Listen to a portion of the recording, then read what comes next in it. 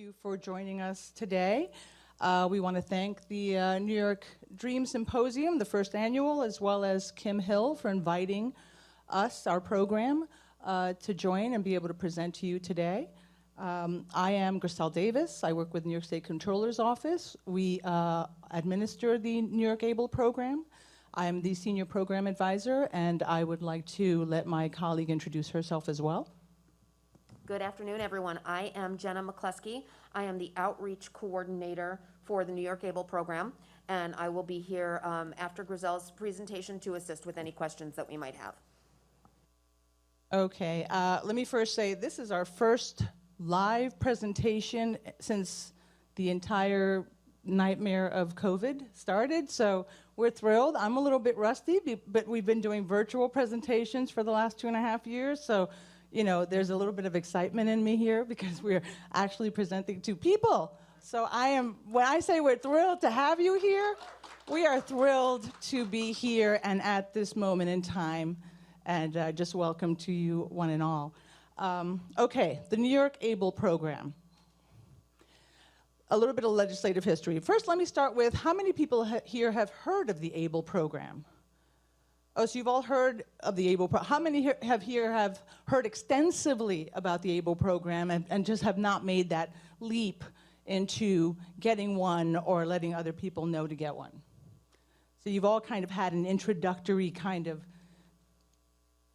introduction to that. Okay, legislative history. The Stephen Beck Jr. Achieving a Better Life Experience. Achieving a Better Life Experience, that's where ABLE comes from. Act became federal law in 2014. The Federal ABLE Act added Section 529A to the Internal Revenue Code and allows individuals with disabilities to save more than the $2,000 asset cap, which had been previously applied to their SSI, Medicaid, and other benefit eligibility. The Federal ABLE Act also authorized creation of qualified ABLE programs by individual states. I don't need this.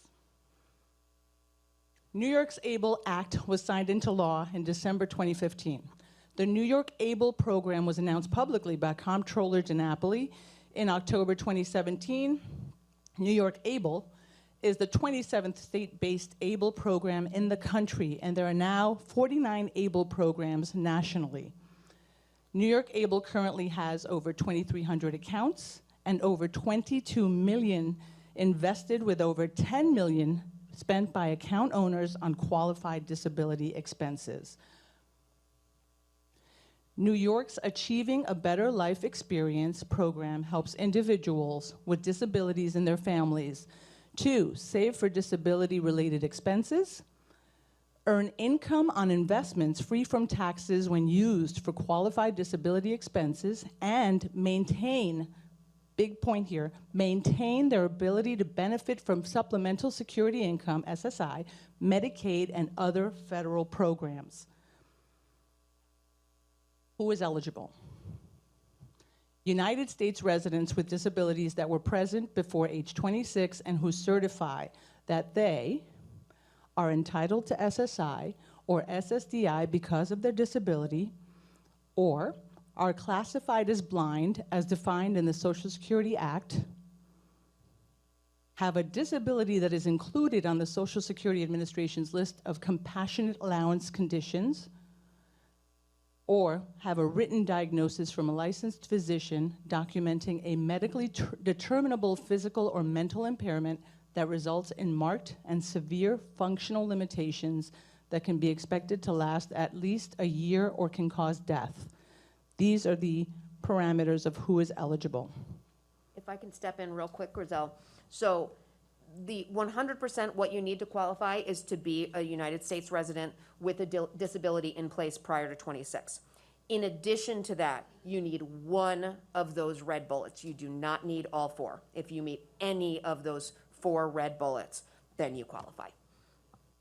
And I wanted to highlight as well, those of you who might have heard about New York ABLE before might remember that we used to have a New York State resident attachment to the program.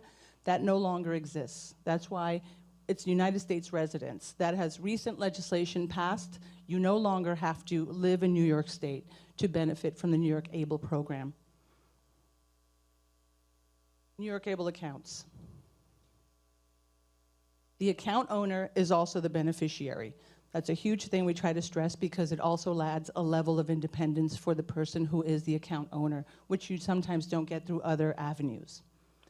Eligible individuals can have only one account. Anyone can contribute to a New York ABLE account. Eligible individuals can open the account for themselves, or an authorized individual can open an account on their behalf. Authorized individuals include the parent, legal guardian of the eligible individual, or those with power of attorney status. Is that the hierarchy? Go ahead, please. So at this time, you need to be either a parent or guardian of a minor with a disability, or, as it says, the guardian or power of attorney of an adult with a disability to open and control that account. But keep an eye on the controller's social media, on the New York ABLE website, because that will be changing soon. So hopefully by the end of the year, we will have an expanded hierarchy of who the authorized individual can be. So hopefully in the near future, siblings, grandparents, someone that the authorized individual designates themselves, even if they're not related, will be able to open the account. So it also includes rep payees. So I don't know if anyone here is working for an agency that may be rep payees for individuals. Now rep payees will be able to open accounts as well.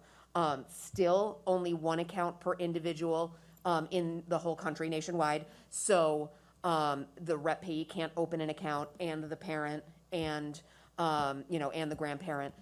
So there, hopefully will not be too much infighting with who's going to be opening the account, and everybody will be in agreement.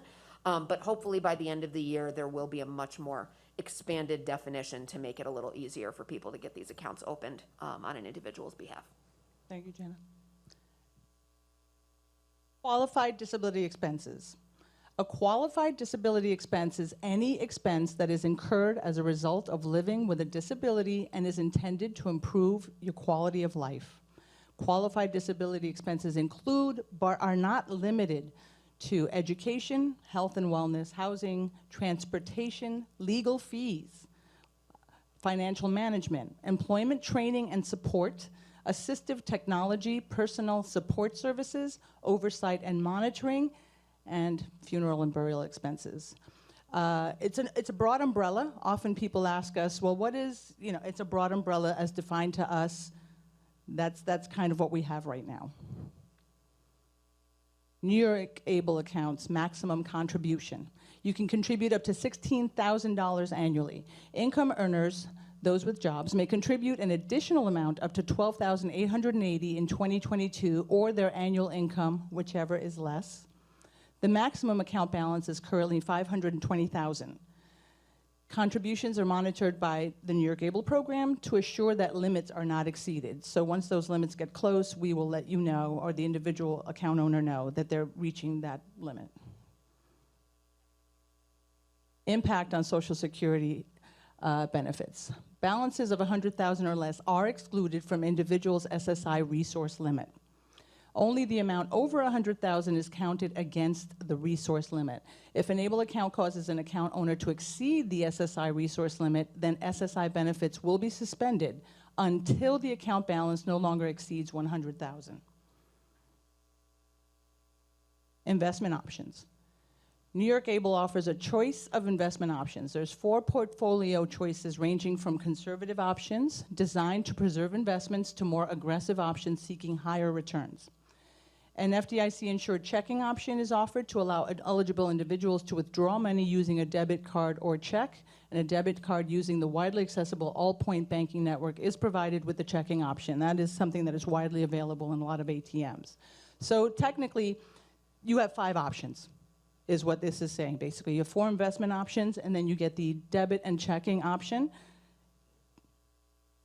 And you can choose any combination of those options. Or no as well. combination. You can just, right, so you can just there you choose go. one, or you can choose 2 or 3 or all 5. So you get to create and manage your own portfolio however works best for you. Yeah. These, if you're looking, these are the investment options from aggressive, moderate, intermediate, conservative checking, and it lets you know what kind of aggressiveness there is. Those that are aggressive, you'll notice, have more stocks. less bonds, those that are, well, the checking is the completely safe option, obviously. But if you're not wanting it to grow, that would be your way to utilize it for qualified disability expenses, monthly expenses that an individual might have. But if you want those savings options and you want growth as well, you can do any combination thereof. Okay, so investment options, 4 questions to ask yourself. And the reason we have this up here is because many times people ask us, so do we give investment advice? Do we help you with that? Our answer would be no. No, right. So a lot of people, some people are very comfortable with investments and, want to make their own decisions. Other people will come to us and say, well, what option do I choose? So these questions are on our website as well. But these are the kinds of things for people to ask themselves.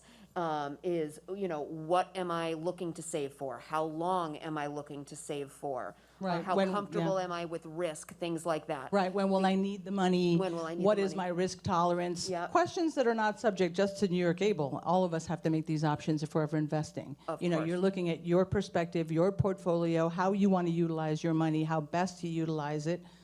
And that's your decision, which is why this is such an independent kind of an account, because you're making the account owner or those that are open the account for an individual would be making these decisions. Yeah, and you ask yourself those questions because you can see on the little charts there, an aggressive option is a larger risk. If you're looking to save and just use your money every month in your ABLE account for your bills, the aggressive option could lose money.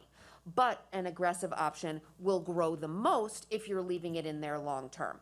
So typically what people do is if they're looking to save long term, save for a house, save for a car, save for retirement, they might be more comfortable with a more aggressive option. If they're looking to use the money more often, more frequently, and saving for a shorter amount of time, then they might be more comfortable with a more conservative option or a checking option. And you can change those options in your account online at any time. So if you've got everything going into aggressive and now you think you're going to need the money more often, you can go into your account and change it so that all future deposits will go into the checking instead of the aggressive.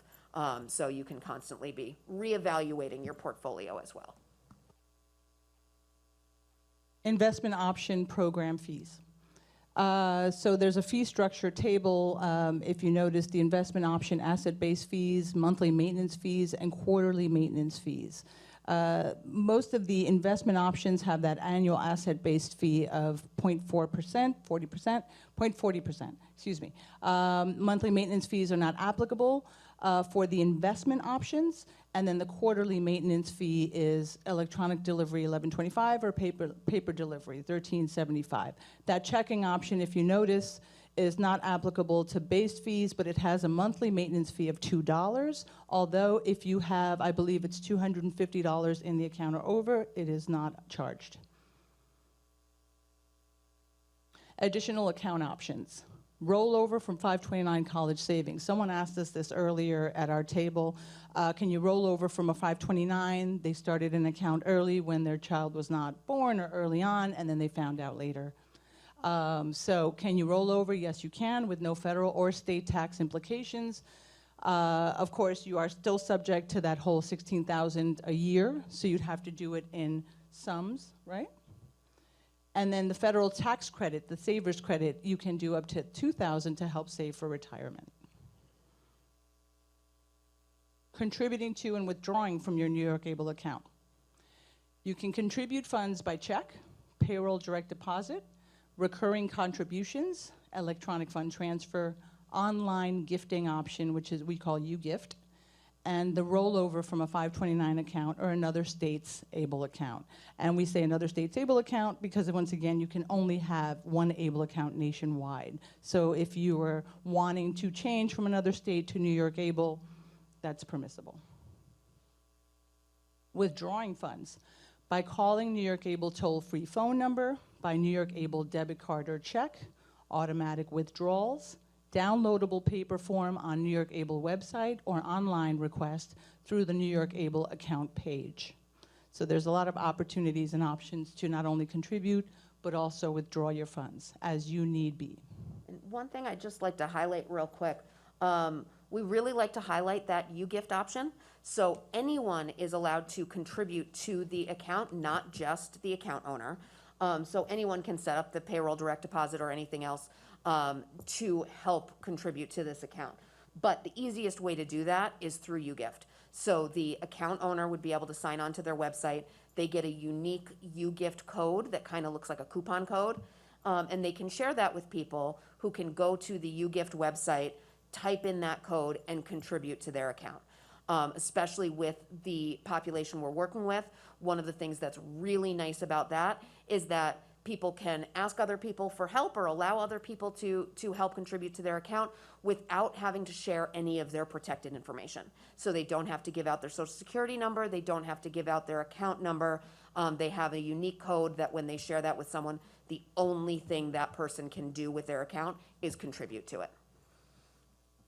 One simple note to that as well, though, is any money going into the account is counted towards that $16,000 annual. So if that's something that someone's going to be able to participate in, if they're funneling large amounts like already at 16, it might not work that way because you won't have any other access to be able to receive money. Enrolling in New York Able. Pretty simple. We've tried to make it as simple as possible. Enroll online or download a paper form at mynewyorkable.org. We gather information including name, date of birth, address, social security number, tax ID, phone number of the eligible individual, your basis of eligibility, and your category of disability. Then you choose your investments. It says here details provided on the website's investment tab and disclosure booklet. The investments would be those 5 options again, that checking and those 4 investment options. And then you can get started with as little as $25, $15 with a payroll deduction. And I believe when people open accounts, what is the grace period for getting money into that account? I think they've got 90 days to fund the account so that it will stay open. So you don't have to worry at that opening that you don't have cash or, in 2 weeks I'm going to get money or something. You can go ahead and open it and you have 90 days to go ahead and start putting money into that. Oh, that's right. We do have a redesigned, I did not know this. We have a redesigned accessible website. We've tried to make it as available to everyone in whatever situation they might be. We've also translated it into Spanish for those who might speak a different language. Next page. There you go. See? Hablas español? I guess we have it for you available. And then this is our information for communication, 1-855-5 New York ABLE. Oh, nice. For more information, that is our information. Weekdays from 8 to 8, New York State Relay System, and then the rest is our website and some other information at the bottom. I hope there's probably going to be some question and answer. I probably delivered this much too quickly, but it's a lot of information to absorb. I speak quickly because we know the information, but my apologies if I did. Does anyone have any questions? So we do have everything right now live streaming for people that can watch at home. So if you are able to come up and speak on this microphone up here. If it's something that you'd rather, not, I can run to you with if the it's mic. something you don't want to walk up here, I will be happy to repeat your question, and so everybody will hear it, and then we can answer it. Go ahead.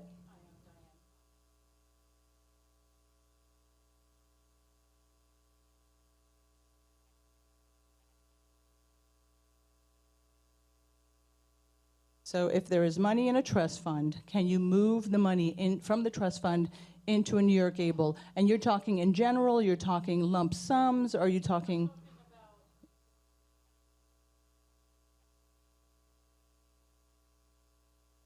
16, right. Is that permissible? Yeah, is that permissible? Go ahead. So as far as New York ABLE is concerned, that's absolutely permissible. That's a great way for people to utilize all of the different accounts that you have available to you. So the Special Needs Trust and ABLE accounts can work really nicely together. We were talking with people earlier about if there's an inheritance, A lot of the time, the inheritance might be more than the annual contribution limit for ABLE, so that's when you could put the bulk of the inheritance into a special needs trust and move it over every year into an ABLE account so that you've got lower fees on that portion and easier access to all of that money. The only caveat I would give is we speak for New York ABLE, we do not speak for those individual trusts. So you would need to make sure that with those trusts, that's a permissible withdrawal for them.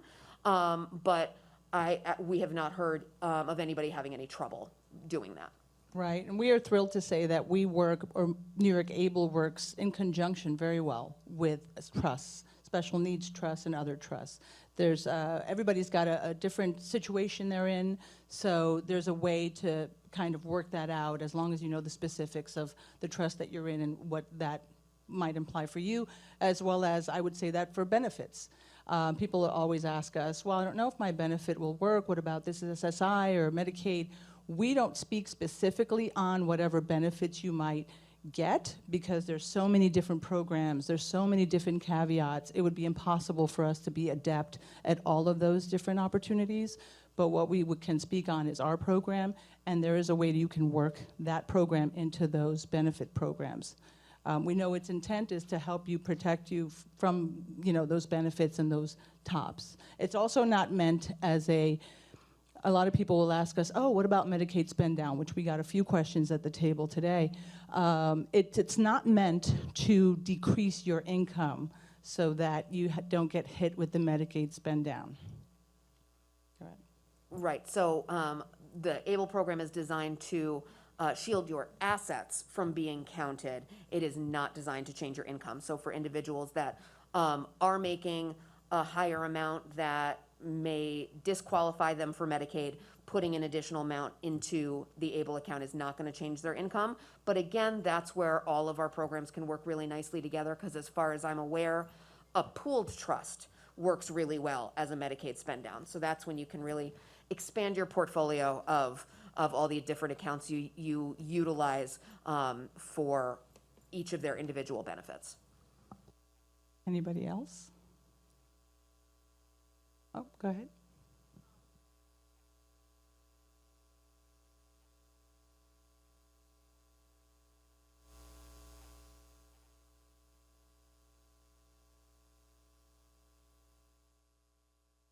You run an independent, okay. You run an independent facility, and you want to know how to get the word out on New York ABLE to everyone. First of all, let me say thank you. It's a young program still, as far as we're concerned. It's still in its infancy, and that's really our biggest thing, is not only changing these legislative pieces to make it more accessible to everyone, like the whole New York resident thing that we had on there, but also to get it out, because so many people don't know about the opportunity for this program and how it could help them. Jenna McCluskey is our outreach coordinator. We do virtual presentations, we do live presentations now that we're at the stage of post-COVID, and so we do that. We can send out brochures. We will do whatever you need to, short of a soft shoe kind of comedy thing, to get the word out on the program, because we think it's an amazing opportunity for those people and that community that has long had to stick money in between their plates or ask family to help them out when something happens to their wheelchair, because they're not allowed to have too much money, which in this day and age, I don't know that any of us thinks that $2,000 and more is too much money. But yeah, we appreciate that. Jenna, we'll give you her information, and we're available as well on the website. And I guess those are our only maneuvers of getting us out there. Yeah, I can stay up here for a couple minutes after we are done with questions. So anybody that wants my email address or phone number to set up presentations, I can share that with you. Yeah, that'd be great. Thank you so much for thinking of us. Anyone else? I couldn't have delivered I couldn't have delivered the program so well that nobody has any more questions. Yes.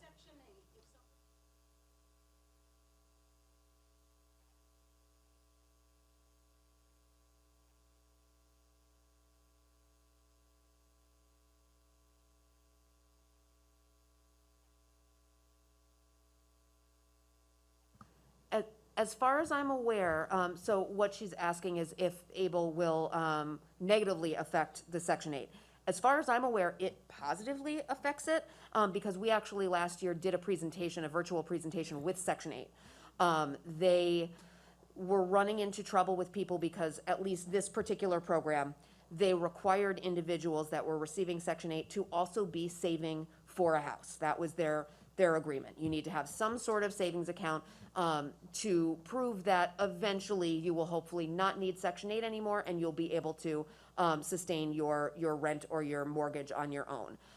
And people were coming, especially SSI recipients, were coming back at them with, well, I can't do that because once I have $2,000, my benefits are going to be suspended. So Section 8 has actually been recommending ABLE accounts to people as a good avenue to be meeting that requirement of saving for a house eventually, but without it negatively impacting the other benefits that people may be receiving.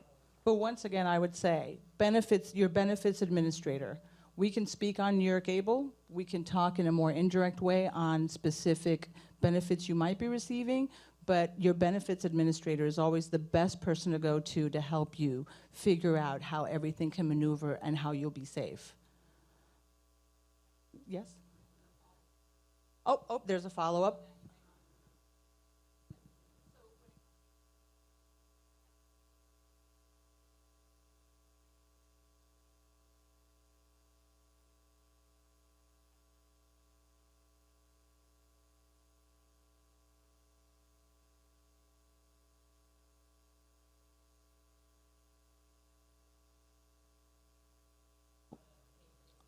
Well, before I answer the first question, I would say it's always the responsibility of the individual to know how any of this affects their benefits. But I'm not sure that we can speak on the issue of the cost of what they're spending and how that will affect. I would not even begin to touch that type of a situation. We had a more in general kind of overview with Section 8. So I'm not sure what in Section 8 might be the issue and if that's been worked out.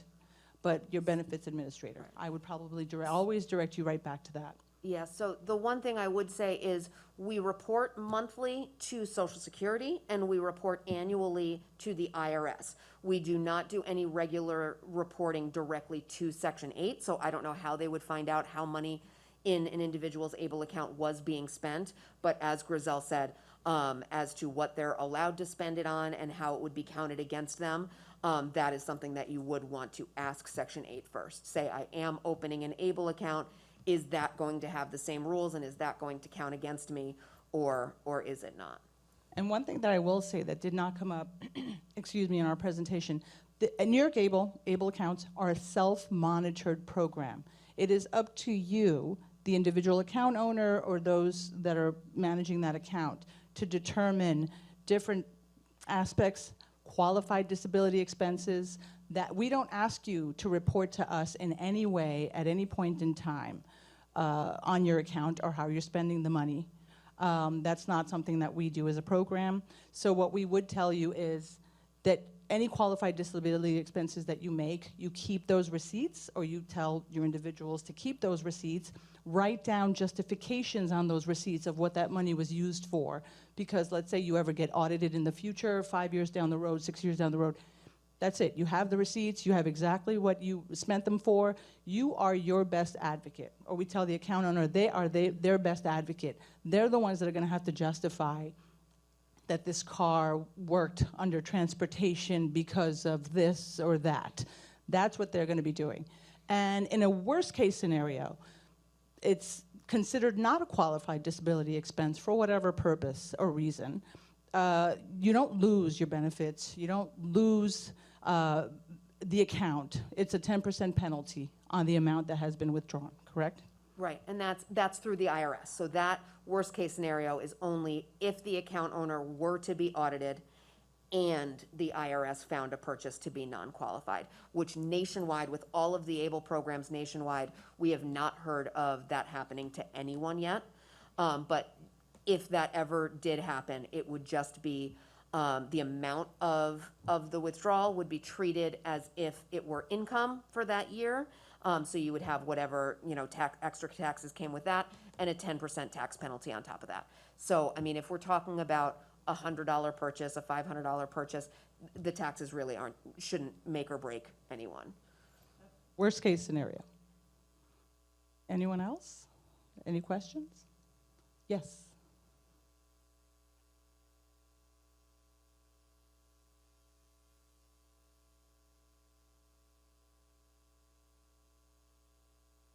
Absolutely. Yes, we would. Absolutely. We want to get this program out to everyone. We want to let the community know that we're credible? Am I not? It's been a long time since a live presentation. That, you know, because this community has been, you know, they're weary. They don't want to just send their money. I don't know what you're about. We often get those questions like, well, who are you with? What's your fee? We don't charge. We're managed by a state agency. It's a program. You know, the only fees that there are what, you know, your portfolio ends up being, you know. So that's what we're looking at. Yeah. So we appreciate that. You know, absolutely. I would give you Jenna's information. We'll get an outreach working. We're back to live. Let's, you know, back to live, but definitely virtual, and we'll go from there. Yeah, I got a call about 6 months ago from a father of an individual with a disability, and he had just heard about our program. And he said, I want to open an account for my son, but I've never heard of you before, so I just wanted to call this number and make sure you're not a scam. So we get that a lot. You know, we haven't been around for that long, so people are very nervous, and understandably so. You know, it's a big risk to be giving us, I mean, not us individually, obviously, but to be giving us their money and trusting that it's not going to cause their benefits to be suspended. That's a lot of trust that individuals have to put in us.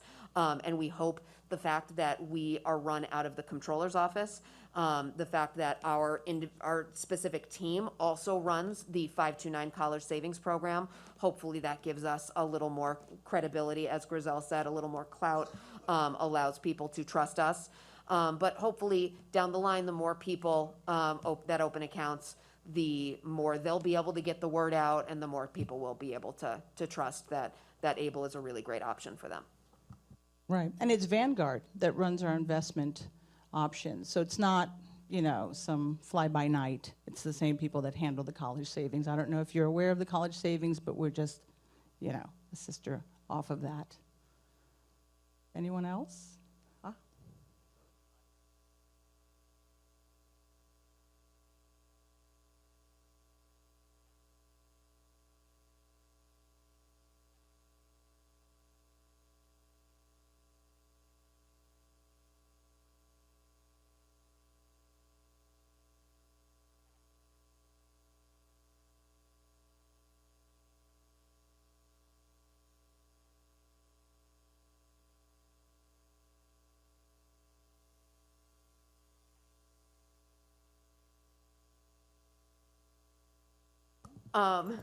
So for some reason, vacation is the #1 question we get. Everybody wants to go on vacation. Again, it is not for us to make that determination. It is for them. So they look at that definition, they look at those examples, and they decide for themselves if they can justify it. It's possible that there's some purchases on a vacation that they'd be able to justify and some that they wouldn't. Maybe they think that plane tickets fall under transportation, so they'd be able to justify that, but they might not be able to justify other things. One thing that we always say would qualify, if they need to bring a personal aid assistant, someone like that with them, they can't go without that. Of course, their expenses would definitely qualify. But ultimately, they need to make those decisions for themselves, and they need to justify them in case they were ever to be audited. So as long as they can justify it to themselves, then hopefully they can justify it to the IRS. But the other thing we say is that this is the reason that it's great to have a well-rounded portfolio of where their money falls. You know, maybe if they've got a special needs trust, maybe the special needs trust would pay for that. We don't know. They are allowed to, even if they have SSI, they are allowed to have $2,000 in their name outside of these accounts. So that's when, if there's something that they're iffy about, they can't even justify it to themselves, then maybe that's a time that they use their other funds for it. But it is completely up to them to be able to justify. Is that something that maybe will be helpful for your next battle with a few of those pushback people? That's what yeah, okay. Because it's a broad umbrella.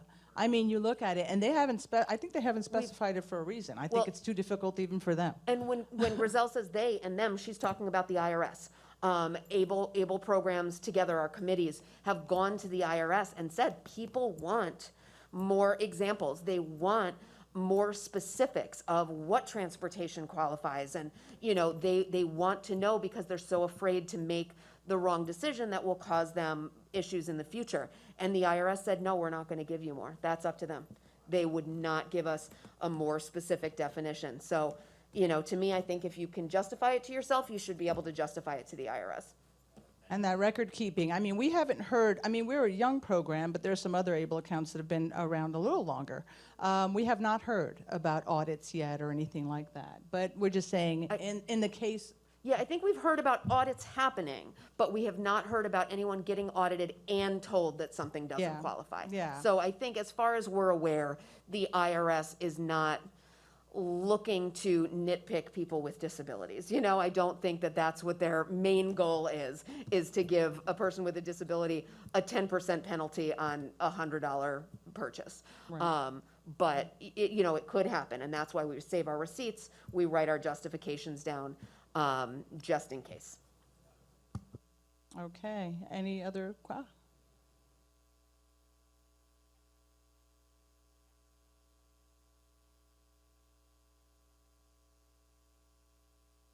You the four.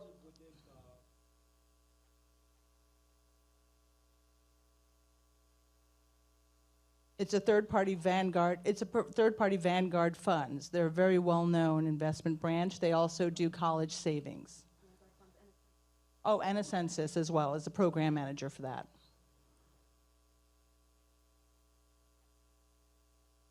Yes, yes.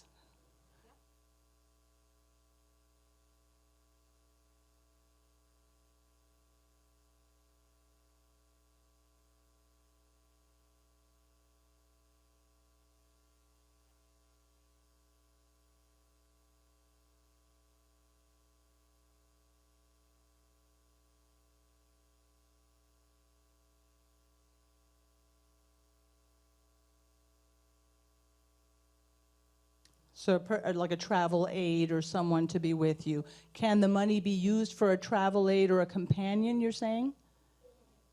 Yes, I believe we did answer that question earlier. That would be something that would qualify. I mean, it's a broad umbrella when you talk about qualified disability expenses. It's about bettering your life in terms of your disability. So yes, we consider that. I consider that a qualified disability expense.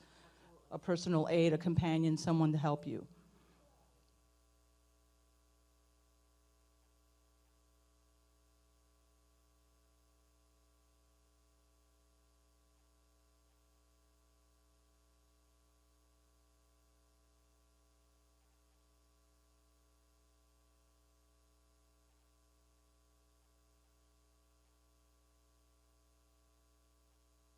I don't know that I don't know that I could hear that.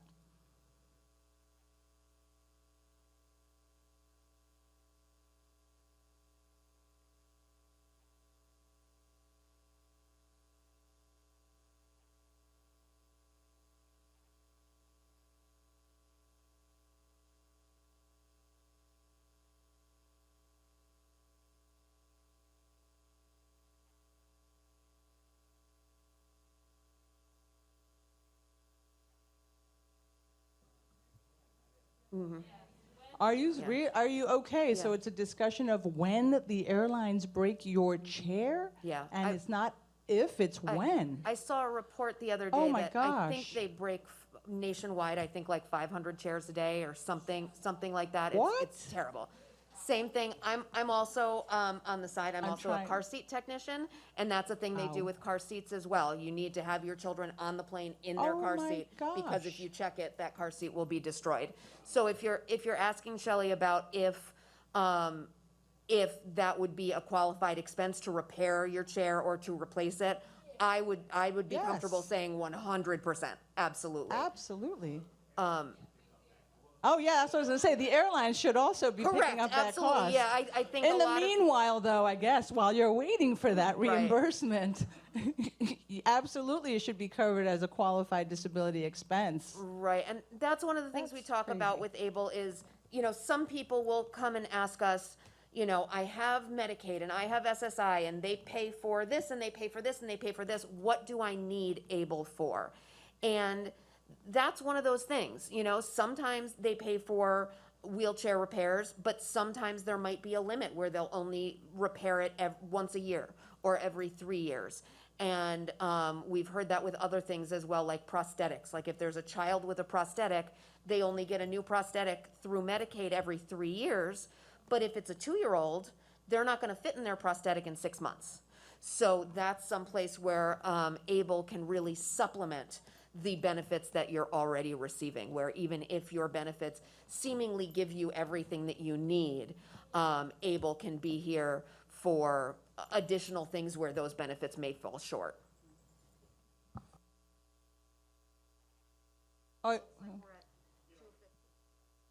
okay, so I mean, if there's any further, oh, okay, well, one more question over here, but if there's any, we are going to stay behind, so if there's any other Q&A or questions you might have, we'll be happy to answer anything that you might have burning on your brain. Yes, last one. Achieving a better life experience. You're very welcome, and oh. No, I appreciate that. Thank you again, and you're the one that's going to spread the word with us, right? Thank you all for coming today and just listening to our presentation, and I hope you also assist us by spreading the word, and if you have any questions at all, please feel free to come on up and get our information and just talk with us, maybe even tell us your personal experience. If you know somebody with the account or if you're thinking about it, we know that it takes usually 3 or 4 times to be touched by something for you to move on it. So, I'd be happy to touch it 2 or 3 more times up here with some more information. Get that out the way. Thank you, everybody, and have a great rest of your day, and just be safe.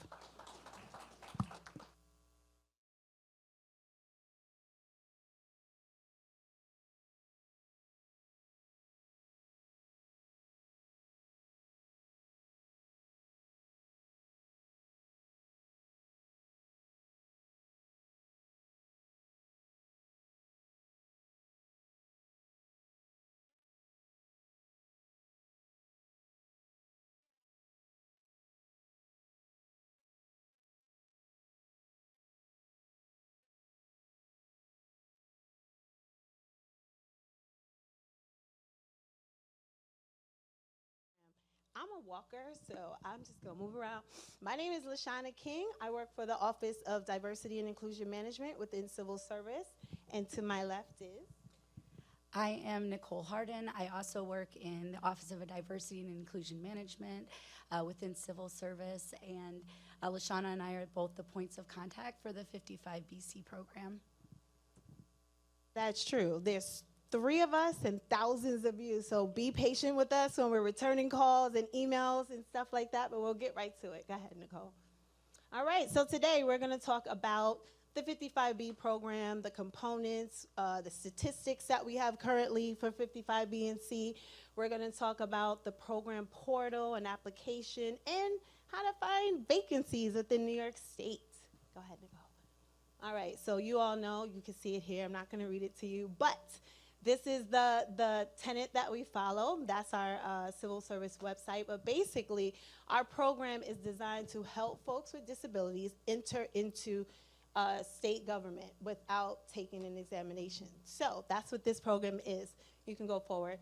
The 55B program has 1,200 spots allotted. We don't have 1,200 spots right now. We'll get to that. But there are 1,200 spots allotted for you all in the 55B program. In 55C, which is the veterans portion, that is up to 500 positions. I was just asking her if she wanted to add something. She has a sore throat, so I'm trying to fill in for her. Okay, go ahead. All right, so the famous question we get is, what defines entry-level titles? So when I started with the state 21 years ago, right? I don't look like I've been here 21 years, but it was one and done. Now it's not like that. It's entry level to the title series. So for instance, if you were interested in an attorney position, entry level for that series is senior attorney. So you can come in entry level in the series, not entry level into the state. We fill titles that are filled through open, competitive, and transition examinations. And you can also apply for any traineeships. We'll talk about that in a minute. Oh, I'm ahead of myself. These are some of the examples of entry-level titles. So I gave you senior attorney, office assistant, that's the famous one. That's the beginning clerical series. And then we have human resource specialist 1, trainee 1, and trainee 2. That's a traineeship that gets you to a full level grade 18. And public buildings manager, just some examples of what an entry-level title is in those series. Any questions along the way? Because I have a mic, I'm gonna run up and down and ask questions. Okay, go ahead. All right, so how do you get a job, right? So the first thing you have to do, being disabled doesn't automatically get you a job. You have to possess the minimum qualifications for that position. And you must meet the minimal mental and or physical requirements for that job with a reasonable accommodation if necessary. Next. So these are the types of disabilities that the 55B program looks at: legally blind, deaf, if you have a I can't even say that today. That, cardiovascular condition, developmental disability, mental illness, disease or condition, or other physical or mental conditions. But if you have a medical condition that's not listed on here, this list is not complete, you can please fill out the application and let our doctors determine your eligibility. Next. 55C, that's the veteran. So 55C, to qualify for 55C, you have to have a disability rating from the VA of 10% or more. You could have received an award of a Purple Heart. That automatically gets you in the program. If you successfully completed a United States Drug and Alcohol Treatment and Rehabilitation Program as a veteran, that gets you in the program as well. Okay, so how do you document? For 55C, we ask for your, what is it called, Nicole? Here, this is her, she's a veteran, she would know. Do you want to take the? Yeah. Okay. Hi, everybody. If you guys have any questions along the way, please feel free to ask. This is what I call death by PowerPoint, and so it can be very boring and monotonous, but just ask any questions that you have along the way. So the 55C program, so the definition of a disability in accordance with the Americans with Disability Act and New York State human rights law, along with certification provided by Employee Health Services. Documentation from the U.S. Department of Veterans Affairs. So basically there is a letter that the VA issues, and that letter is what's called a VA rating letter, and that tells you what your percentage is from the VA of what your disability is. It does not matter what your disability is, because unfortunately disabilities for veterans are, it could be a sprained ankle and you got out of the military and they rated you at 10%. So as long as we have that letter stating that your VA rating is 10% or more, you're eligible for the program. And you also have to provide your DD-214, which is your discharge papers, showing that you have an honorable discharge. And then we can come up to the Restoration of Honor Act. That's for certain individuals, and we can discuss that one later on. But in order to be eligible, you have to have served during a period of wartime.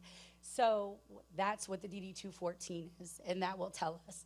So we do need that. We need your VA compensation letter, the rating letter, and we also need a copy of your resume and an application filled out completely. All right, so the Restoration of Honor Act was administered by New York State Division of Veteran Services. It restores access to state veteran benefits, including the 55C program, for those who meet all the other 55C program criteria. Veterans with an other than honorable discharge or general under honorable conditions just discharge due to any of the following: if you have post-traumatic stress disorder, a traumatic brain injury, military sexual trauma, sexual orientation, or gender identity. So if you are discharged for these reasons from the military, you can apply with all of your paperwork and your documentation through the VA to have your code switched state-wise. It's not going to benefit you through federally wise. You're not going to receive benefits such as, VA compensation, but it will allow you to obtain other services that the VA allows. So if you were discharged with any of those and you have that documentation, you apply for the program, and then you'll receive a letter, and then you'll submit that letter with your application for the 55C program. You can go to the next slide. Also, you don't have to be a wartime veteran to apply for this program. I just wanted to clarify. Yes, correct.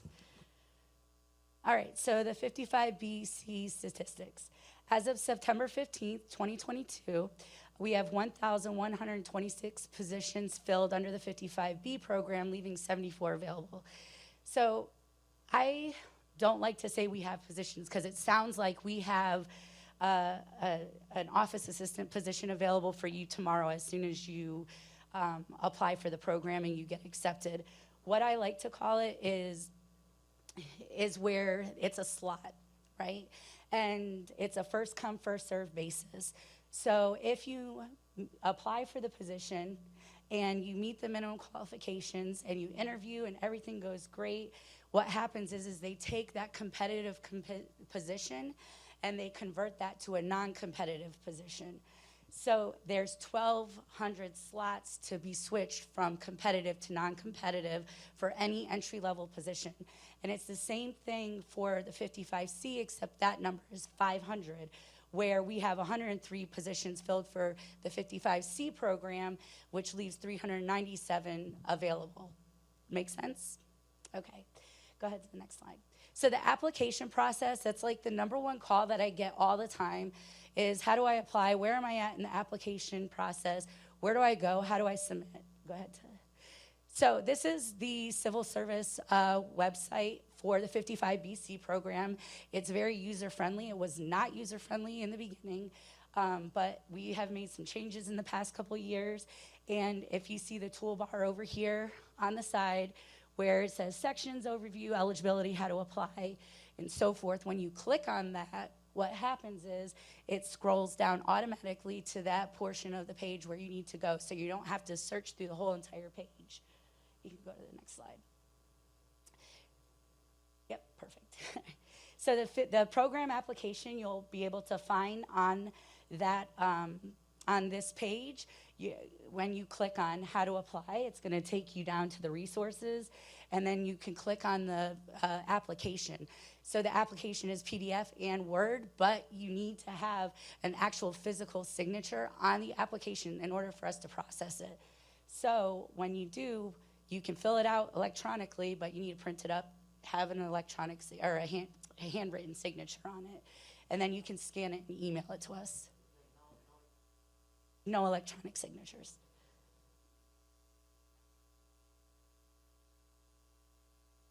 All right, so this is what the program application looks like. The first page is like basically the cover letter of the application, and it just gives you a description on what you need to do to fill out, where you need to send it to, and we are working on having the email address included in here. But right now, the application, it's listed for you guys to mail it. My recommendation, when you complete it, scan it and email it to us, because the mail is taking a little bit of a longer time, which holds up processing time. So the first page of the application, when I say you need to have the application filled out, treat it like it's a job application. Everything needs to be filled out: first name, last name, your full social security number, your mailing address. And the most important thing is your email address needs to be the current email address that you have access to every day. And this is where you would sign, date, and print your name, so that if there's, make sure that everything's legible. Go ahead. So if I have to have access to the email every day, I can use my job email. If you would like. All right, because I don't use my computer at home. so I'm on my computer. Whatever email you have the most access to would be beneficial for you. So the second page of the application is for veterans, but if you're not a veteran, still fill it out because it's a part of the application. Your answers would just be no instead of yes. And if you're a veteran and you're confused about what is listed on that page, give me a call, shoot me an email. I'll provide my information at the end of the training, and I'll guide you through and let you know if it's a yes or a no. Then the fourth page of the application is kind of like an application, so to speak. It's your education, any licenses, and your length of employment. What I recommend for everybody to do, because you're gonna submit a resume with this application, is for those 2 employment slots that are available, I recommend you to put your 2 most recent positions that you've had. Put them in there, fill it out to the best of your ability, and attach a resume to the application.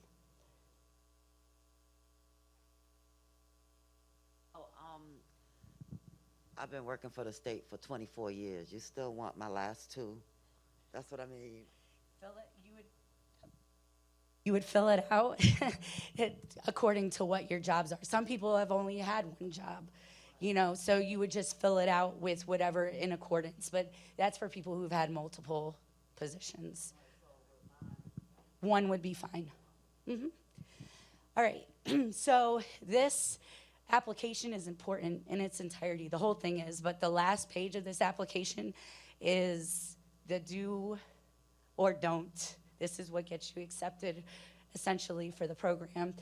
So this is what is called the DPM-60, the Physicians Questionnaire, and this needs to be filled out by your doctor, not by you, but by your doctor, the diagnosing physician. And I'm sorry, I'm walking in front of everything. But your name goes here, your social security number goes here, not the doctor's name and not the doctor's ID number, your information. Then you're gonna do a diagnosis. The doctor's gonna write the diagnosis, a short summary of your case history, current treatment, and prognosis. Now, how does the impairment limit the applicant's major life activities? This, and I'm not gonna lie to anybody. This is what stumps people when they go through employee health services, because the doctor does not put enough information in this slot. So what the doctor needs to do is to make sure that they are describing how your impairment affects your everyday life functions, how if you need a ringing phone that has a light on your phone so that you can see, or if you need you need to be able to talk to your computer because you have arthritis, or if you need a chair, a standing desk because you have back issues. Whatever the case may be, your doctor needs to make sure that they're inputting in here what it is that you need to do to be a successful employee, okay? Not has no impairments, because what happens is if you don't have an impairment, then you're not eligible for the program.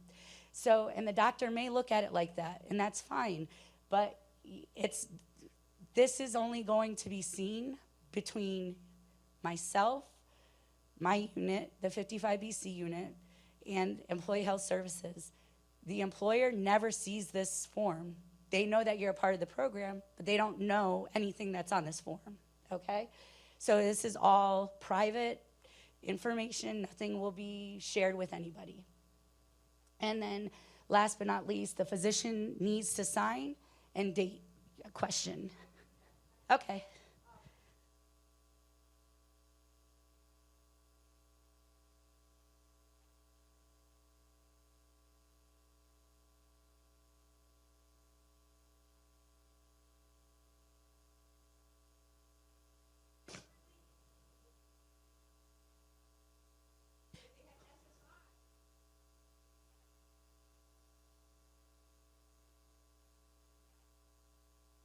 Right, correct.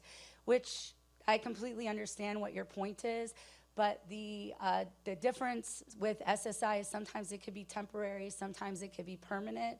Just because you're on SSI doesn't automatically approve you for the program.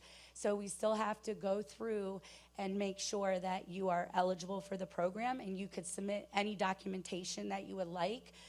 For instance, in lieu of the Physicians Questionnaire, you can, if you are legally blind, you can submit the certification from the Commissioner of the Blind stating that you're legally blind, and that supplements for the Physicians Questionnaire. Or if you have a learning disability, you can take out the Physicians Questionnaire and put in the IEP that you've had in high school, the last test that you took, or 504, or whatever the case may be. It doesn't, there are supplements you can submit, whatever it is that you want to submit, but whether Employee Health Services doctor accepts it is a whole different story. I'm the in-between. I can just tell you what to do to be successful. That's it. You sure can. I love snarky.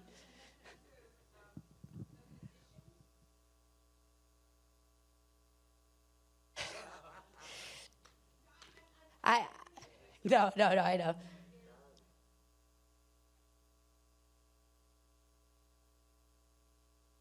Mm-hmm.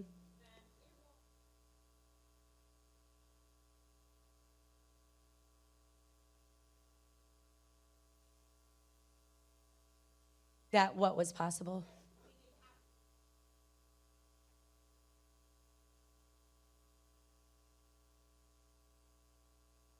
Right.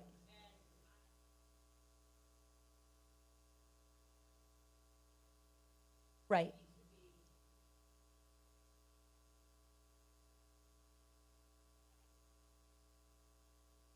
Mm-hmm.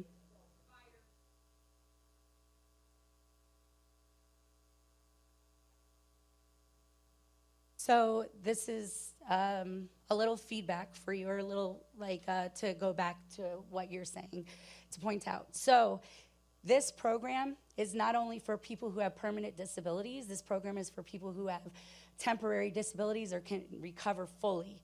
So that's why we require this form, because we don't want to make it discriminatory for anybody. So everybody has to fill out this form. So that's the reason why we have this form.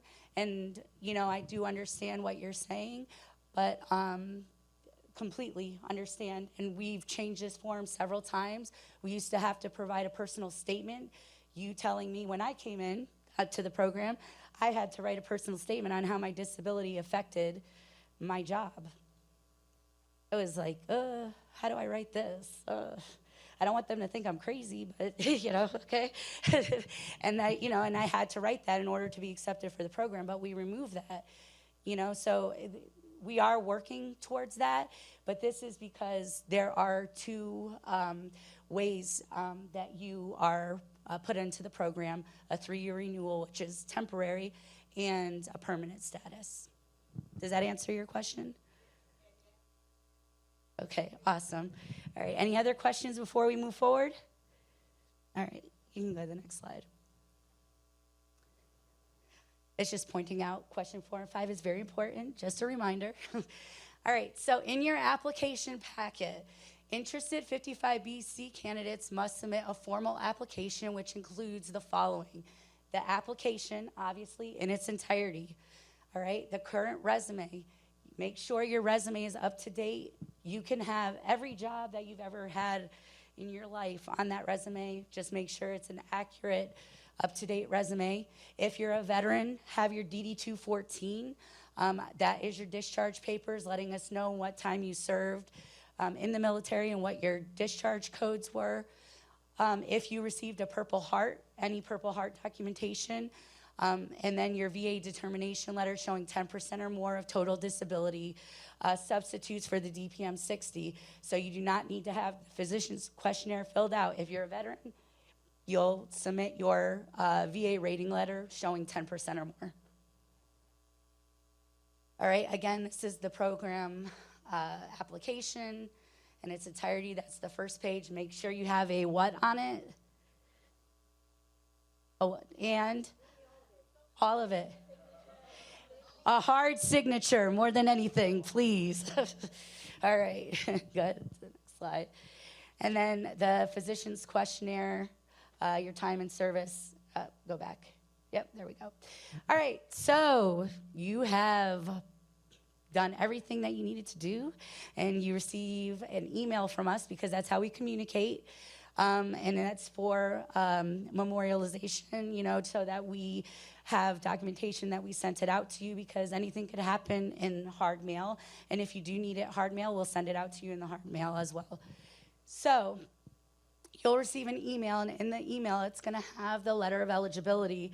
It's going to have your name, your address, and then it's going to have this blurb that's in here that says, welcome to the 55BC program, yada, yada, yada, okay?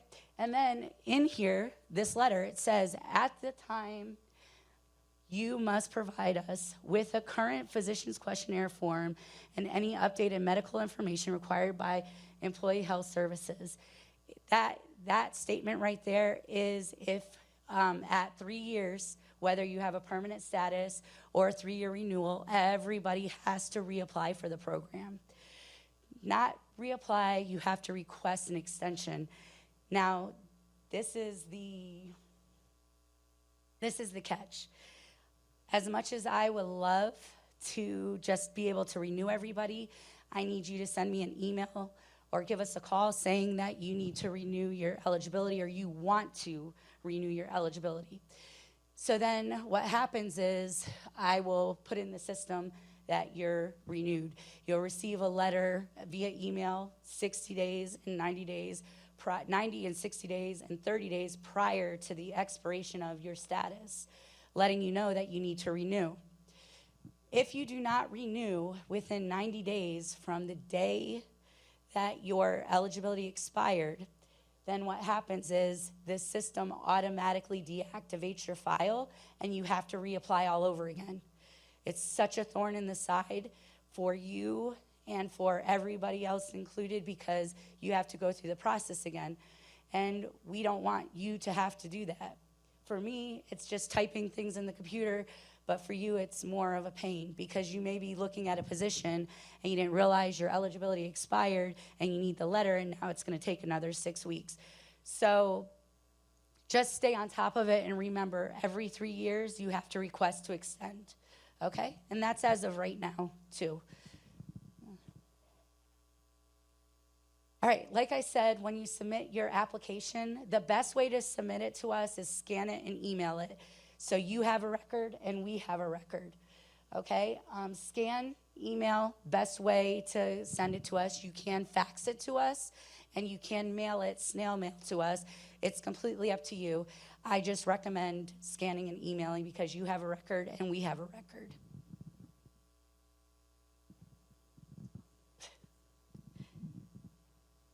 All right, so how does the program work? This is a lot of questions I got asked today. This is something that I get asked on a regular basis when I get calls. So once you become eligible for the 55BC program, the candidate receives their LOE, which is the letter of eligibility, and they need to set up a personal portal. That is the Recruitment Resource portal. You will not have access to the portal until you receive your letter of eligibility. It's an automatic link in the system, and it updates. The system automatically generates, based off of the email that you submitted to us, a login information.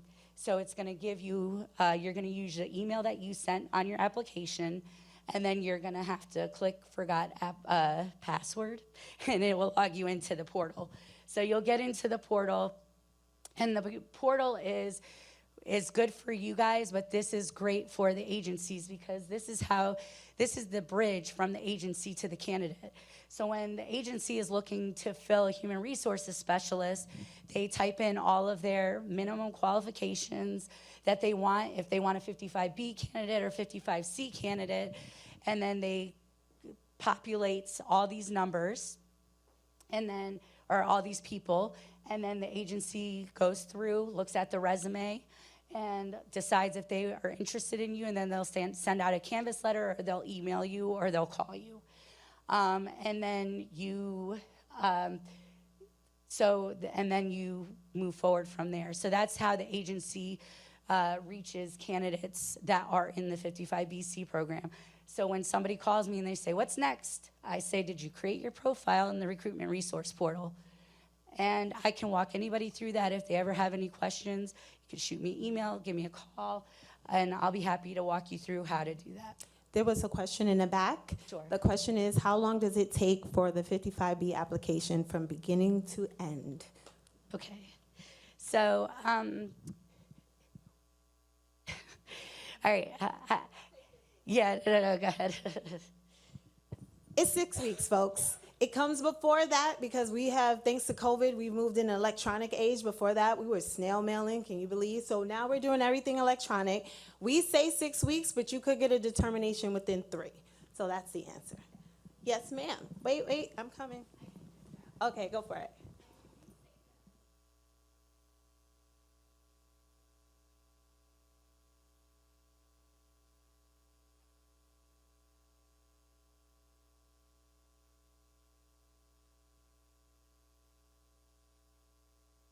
Well, that would be determined, that would be based on the agency that's doing the recruiting. So whoever the agency is, how they want to send it out, if they want to send it out individually or if they want to send it out to the whole entire list, or if they don't want to send out a canvas letter and they just want to call you because they're really interested.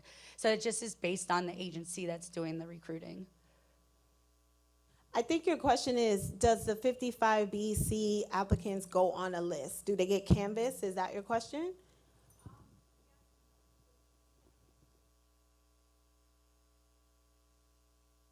So when the agency does a job, or when the agency is searching for a job, an employer, or applicant to fill the position, they can send out a canvas letter to the person that they found on the portal.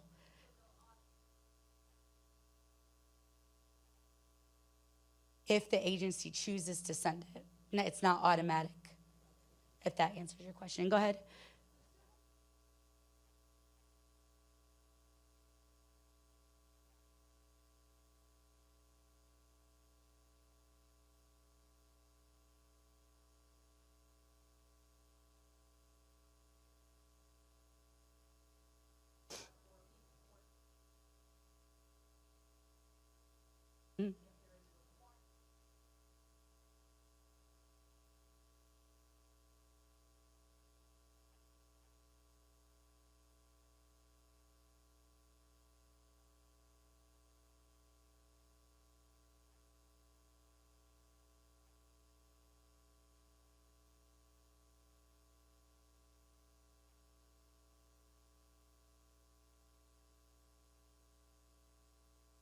Okay, so that's great. That's something great that you pointed out because this is something that I do get a call about a lot. I have a master's degree and I'm being offered an office assistant 1 position. So what happens is when you create your profile in the portal, you click, you have typing experience, keyboarding, type 50 words a minute, call center, whatever the case may be. If those minimum qualifications match the minimum qualifications for that title that they're looking for, you're still going to populate, whether you have a master's degree or not. So that's something that is, this is a work in progress. This has grown so much.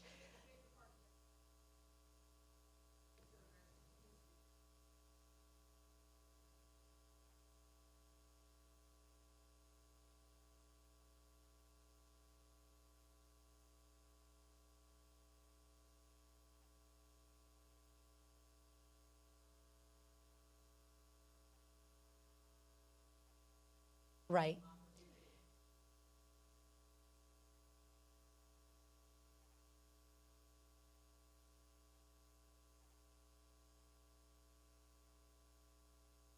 Hmm.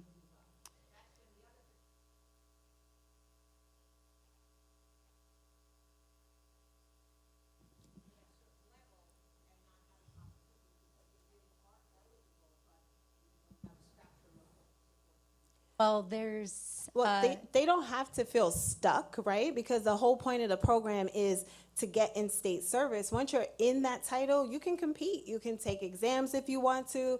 You can, compete for an exam. You're not stuck there. You're stuck because you think you are. But there's plenty of flexibility and movement within the state. Right. And I get it because, as I said, 21 years ago it was a one-and-done thing. The program has evolved since then, and it's in a better place. and that's a bit, it's, okay. Well,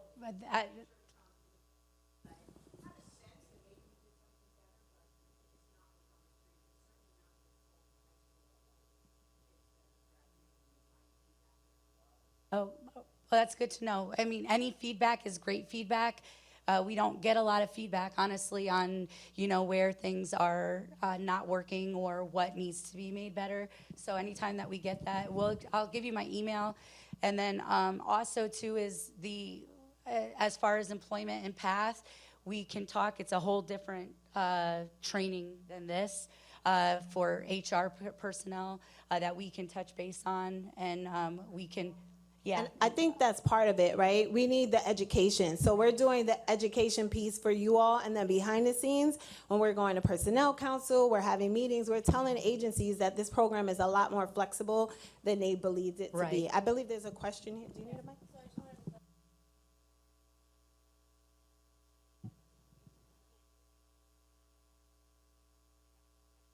Here. Once you're in the program, oh, thank you. Once you're in the program, you can compete, you can take tests, you're not stuck at that title. I think people thought that they were stuck at that title many moons ago, but it's not like that anymore. Right. Say you come in at like grade 13, right? You get in 13 and 55B, but you see a traineeship and you meet the minimum qualifications for that 18 traineeship, you can absolutely apply for it. You're not stuck where you came in.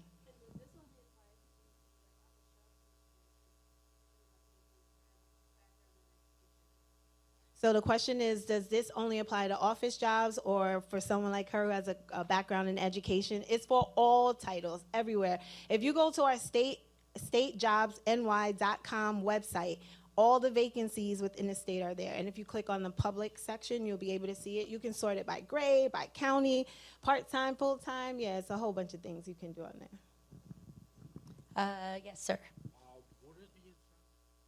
What is the incentive for the hiring manager to pick up 55B or C?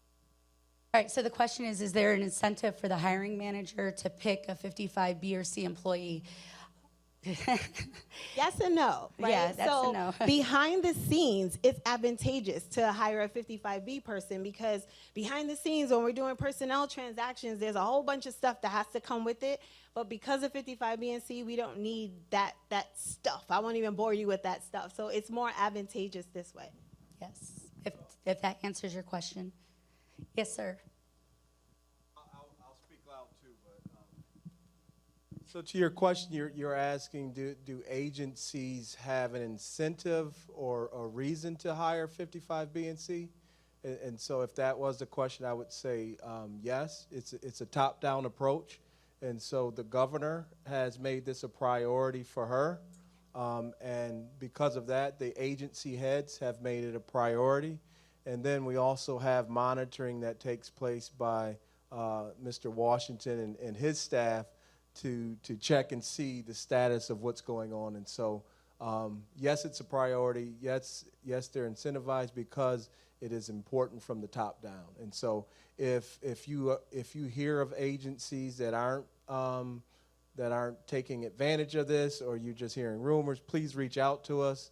We are looking to make sure that we partner and make sure that this program is effective and efficient, and that we are providing equal opportunities for employment, retention, and advancement. And so on the advancement part, we Mike and I, Mike is he's a deputy commissioner in the Department of Civil Service, and he has a bunch of cards. So if you need to grab him, he's over the ODIM team.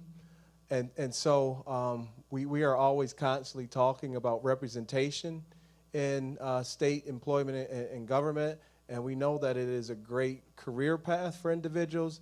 And so I'm sorry if you're hearing this for the first time, but I'm also excited that you're hearing it for the first time, because we need people to go out and tell other folks about what's going on and the opportunities. And so we need a bunch of advocates. We need a bunch of mouthpieces just saying, hey, no, it's not what you thought, right? And so it's similar to what people think about state government and government jobs, that you have to know someone to get in and a whole bunch of other stuff. And so we're really trying to dispel that and say, hey, there are opportunities out there. And you all heard it from our commissioner that was just speaking. That's the Commissioner's Department of Civil Service and our Deputy Commissioner, Michael Washington. So he's listening. Did we have any other questions before I move forward? I saw someone's hand raised. No? No questions? We answered it? All right, awesome. All right, so back to the portal. So once the candidate portal is completed, an agency can locate you and review the qualifications through the agency portal. You can go to the next link. All that again is on the Recruitment Resource the Recruitment Resource Center, on the 55BC program, on the Civil Service website. We will provide if you don't know what the website is, we will provide it to you after. All right, so this is a sneak peek into what the portal looks like. It's kind of like filling out Indeed or Monster account for civil service. So you're going to go on the top. It says 55BC Job Seeker. You're going to click on My Information. Go ahead and to the next slide. And you're going to input all of your personal information into the contact information. And then it's going to take you to step 2. And go ahead. Yep. And step 2 is all of your educational background. If you have a degree, your credits, institution, what your concentration was, you'll input all of that there. And then it'll take you to step 3. And step 3 is what your preferences are. Do you want to work permanent or temporary?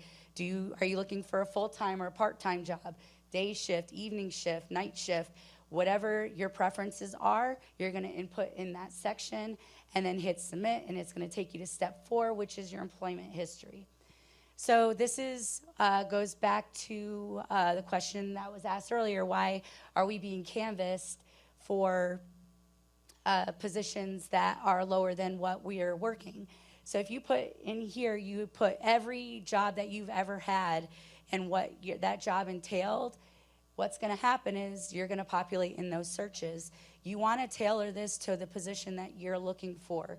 So if you work with a resume coach or a job coach or anything of that nature, you're going to want to learn how to tailor your resume to the position that you are applying for, okay? So, and that's what you would put in the employment.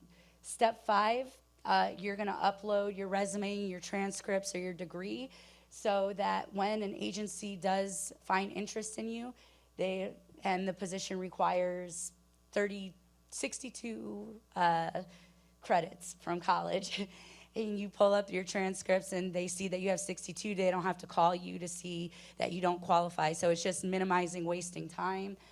So you'll just upload your resume and your transcripts, again, your most recent resume, and then you'll click submit. In step 6 is a summary.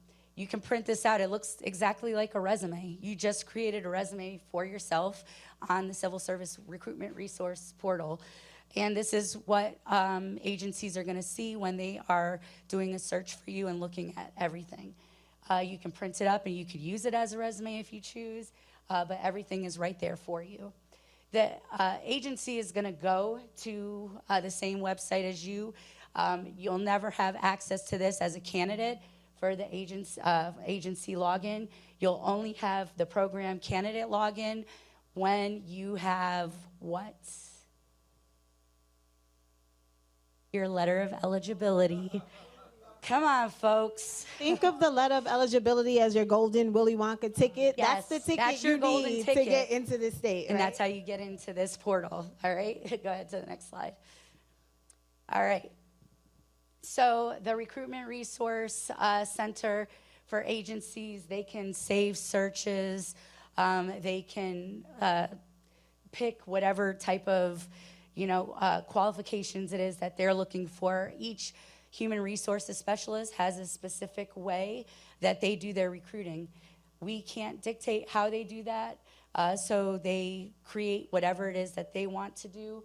And the qualifications that they're looking for, they can save those searches, or they can create a new search anytime that they want to, but that's available for them as well.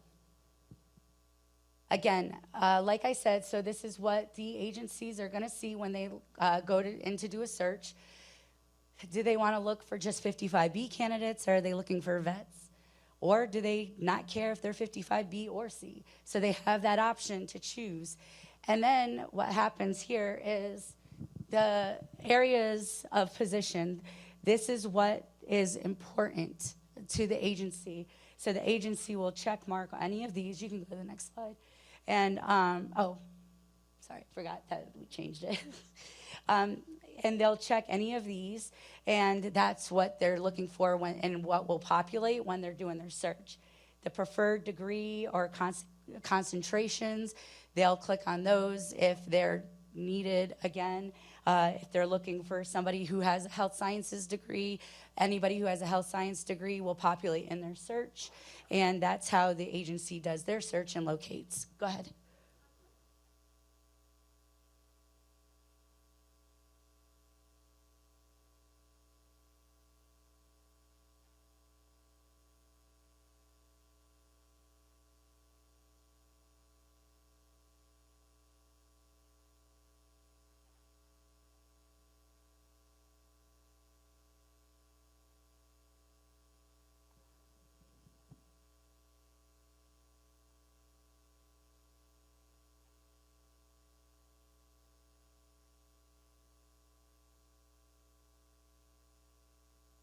Okay, so I think I'm not understanding.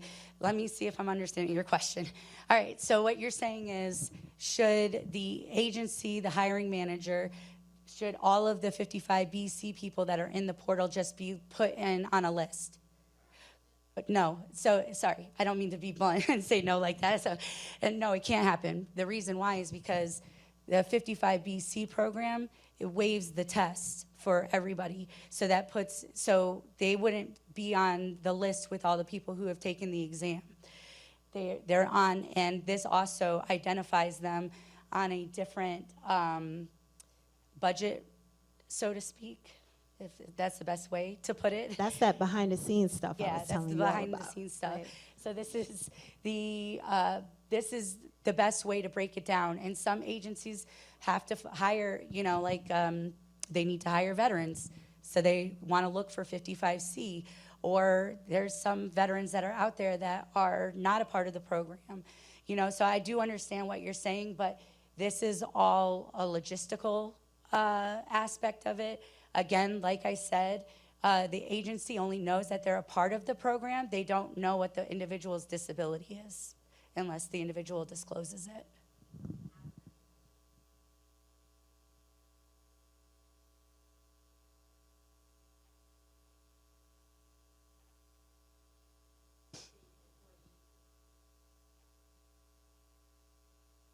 Mm-hmm.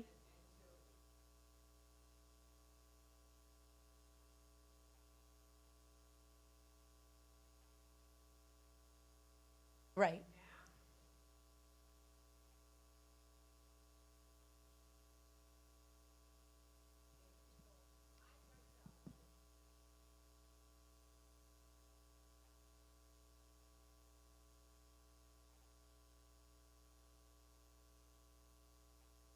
Right.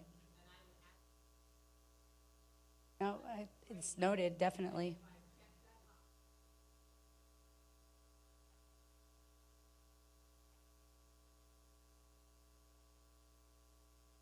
Of course.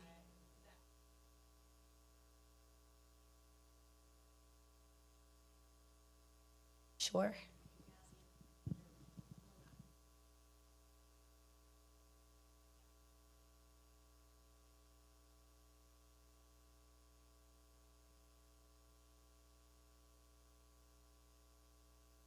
Yes.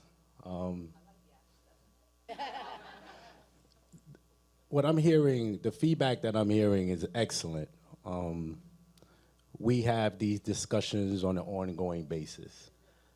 As you just mentioned, Commissioner Hogues in the opening ceremony talked about all of the positive things that civil service is doing in the area of inclusion.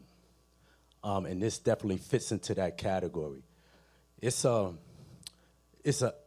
educating those who have the ability to hire about the program and all the benefits that the program serves a very select community.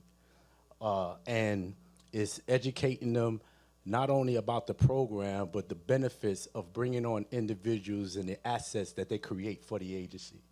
So for the last 4 years, what we did was take a concerted effort to go out and conduct seminars and webinars for those who have the ability to hire, not only to educate them about the importance of the program, but to make sure that they are aware of all of the nuances as it relates to the program. So we've come so far over the last 4 years that what you're hearing from LaShawna and Nicole is just the beginning of positive results compared to how things were 4 years ago.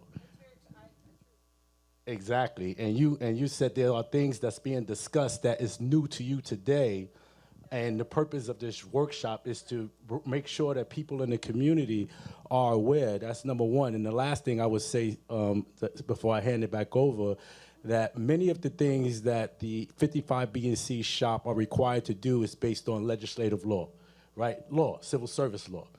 And when we have our discussions to improve the program, based on some of the things I'm hearing, we also know that we don't have the power to do it. We have to submit proposals and hope that the legislator acknowledges our proposals and consider implementing some of these things so that it can make our programs better. Advocates can definitely be a benefit to getting us to where we need to go. So we can work together on this is basically what you have it. Thank you very much. You heard it. They're listening and we're taking your feedback for sure. And it's basically COVID messed us up, right? We were kind of rebranding and we were on this slow, I think we can. COVID came and then here we are. So 2 years later, we're gonna, remarket, rebrand and give education about the program because it's way different than it was before. So the last thing I'll say real quick, I know we're short on time, is if you're hearing something or seeing something in the process that just doesn't work for you, please reach out and let us know, right? And so just because it's in black and white now, that doesn't mean that we can't go through that legislative process to change things. And so we need to hear that feedback from all of you to make sure that we are doing what we need to serve the community, right? And so that's what it's all about is that inclusiveness in the voice and hearing what we need to do, and not just us thinking we know what we need to do, right? And so that's that piece. And then we team up together and we have that voice, that united voice to say, no, we need to change this and this is why. So to the question of is this program working, I would say it's working for some. Obviously, you saw the numbers at the beginning. We only have 74 slots open under that 1,200 number that's in legislation as far as the B program. I don't remember how many we have under the C, but 103.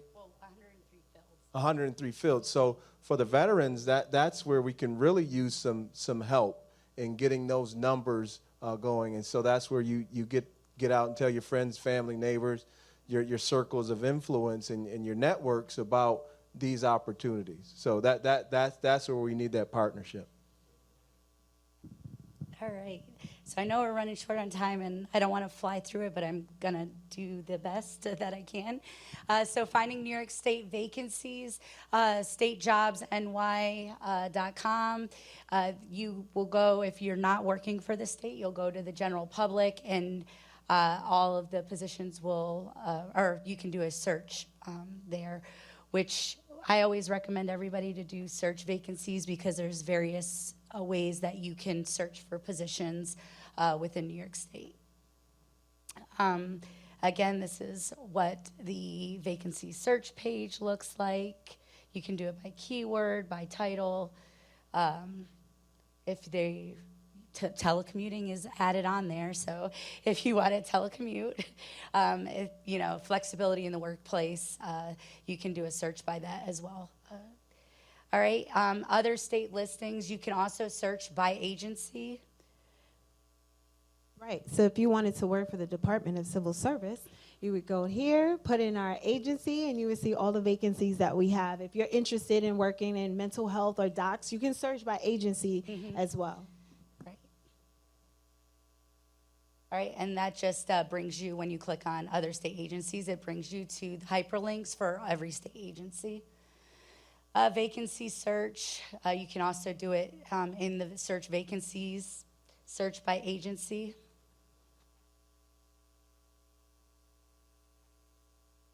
All right, we have a little cheat sheet also available on that website for the region that you want to work in.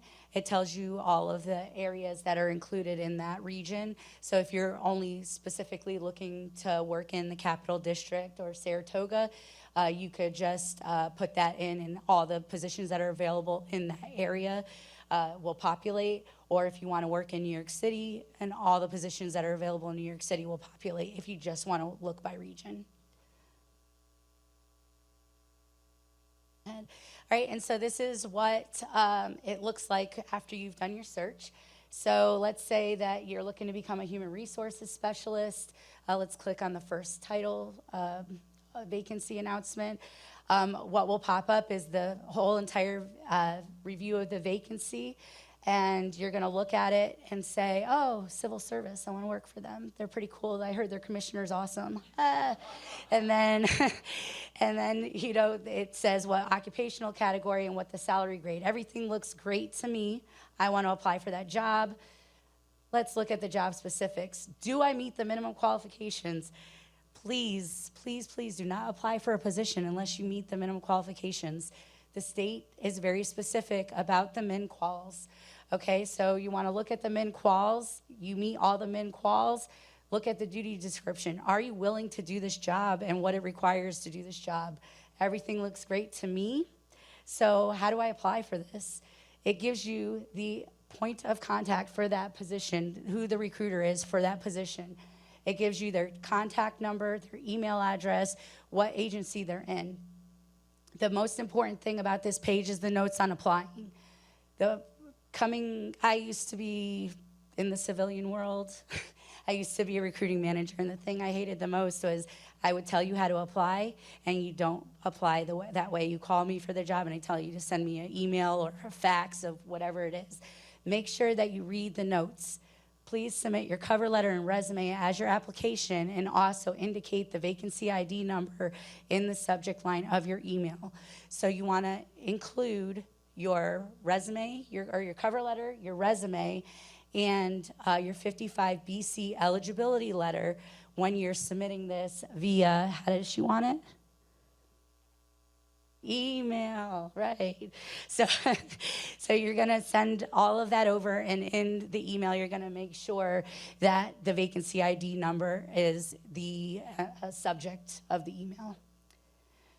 All right, and any questions? Any more questions?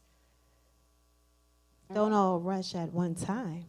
No questions. That means we answered everything thoroughly then. Yay. Yay. Oh, our Deputy yes, sir. Commissioner has a question. I got it. Okay. Save your voice. Or information.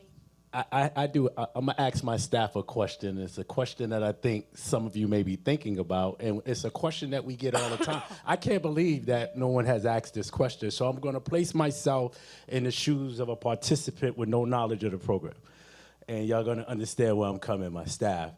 Okay, I'm a veteran. I have my eligibility letter. I went through the whole process. So, am I entitled to get a job based on my eligibility? I get it. I mean, I'm a veteran. I think I'm entitled to everything too. No, I'm just playing. No, I'm going to be nice about this. So just because you're a veteran, it doesn't mean that you have one up on anybody else that's in the program. you still have to apply for the program, you still have to meet the minimum qualifications for the program, and you still have to interview for the program.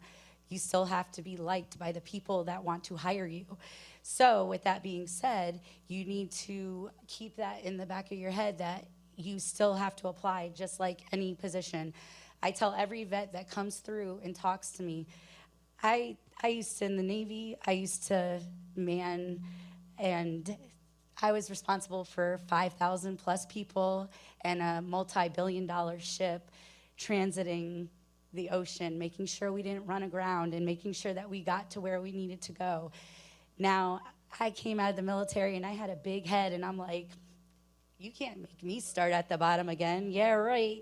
And everybody was like, you don't have that experience that we need. So you have to humble yourself if you're a veteran. And remember, you always start at square one and build yourself up and work your way through. So you still have to apply. There's no special preferences. So that would be my answer. Yes, sir. I know. So if I am a disabled veteran, do I have to come in through the 55C program? Or can I take a competitive exam to start my career off? This is a question that's multiverse for 55 and 55B and 55C. If you can sit for an examination, sit for it, take it, because it's better to be on multiple lists than just to be sitting waiting for a call, hoping that you get selected and that the agency decides to use the 55BC program. Take the exam if you can take it. If not, you don't have to take the exam. That's what the letter's for. But, you know. Yeah, the letter is not a guaranteed job placement. Right. Just so you know. I'm coming with the mic. I'm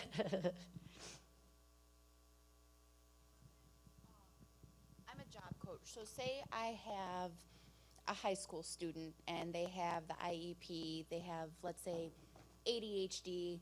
I haven't been able to sit in a test before, but you know what? I want to try this test out. And then say they don't pass it. Can they then do the 55B without it coming back and saying, well, they did this test, why? They can do it both ways. Yes. Okay. That's what the whole purpose of the program is for.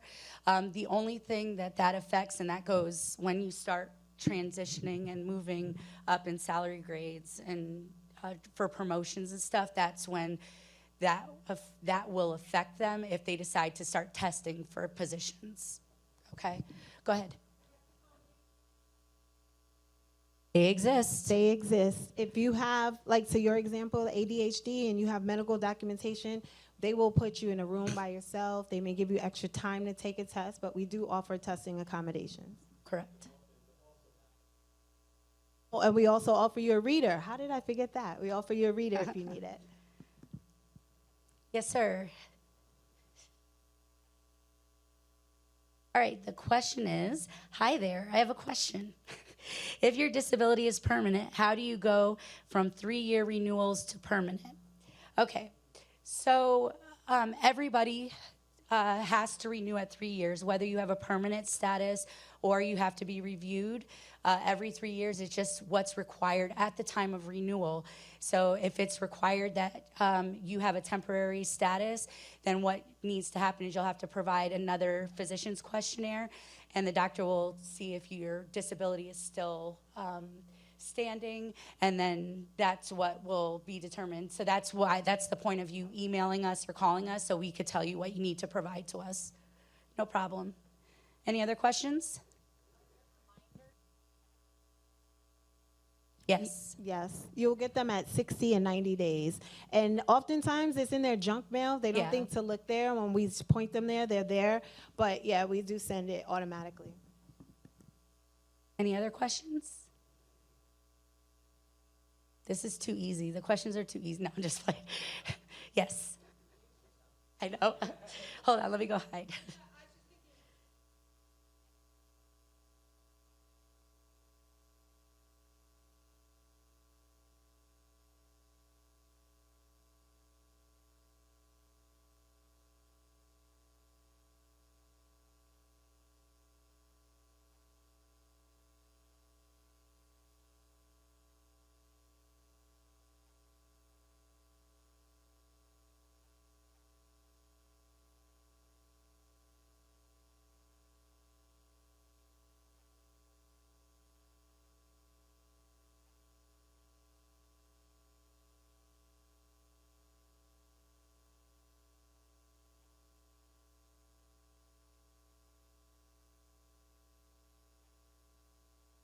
No.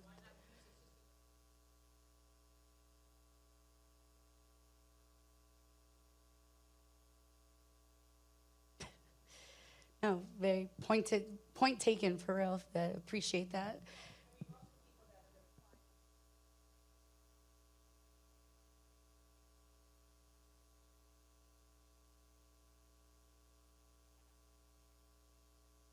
Right.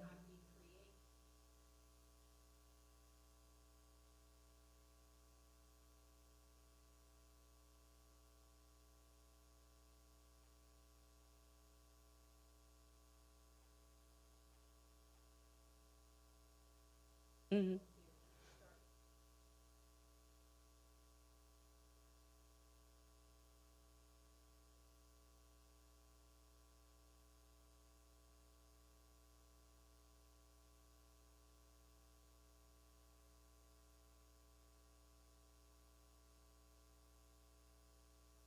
LaShawn.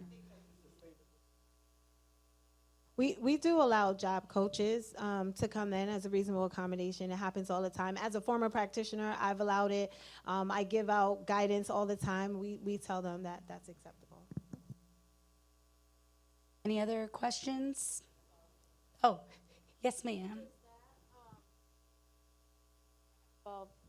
Does being involved in the program change like the rate of pay versus taking the test, or does it? No. No, it's simple. Everybody's paid the same based on your time and service and your salary grade that you come in at. So there's no discrimination when it comes to that. Anything else? Bueller? No one? Well, thank you, everybody. Thank you so Appreciate much. you. Do we have the...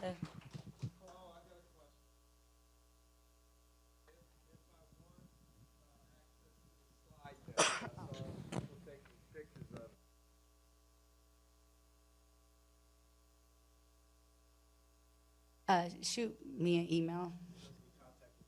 Yeah, all of our contact information's up here. I will tell you, please email me because my phone is like a call center, and it's really hard to get a hold of me at times, so I have to like put you on my schedule. So you can call me, but if you don't get me, leave a voicemail or send me an email. But I'll definitely be able to help anybody out with any questions, working the portal, if you're applying for a job, if you want me to look at a resume, whatever the case may be, that's what I'm here for, okay? You're welcome.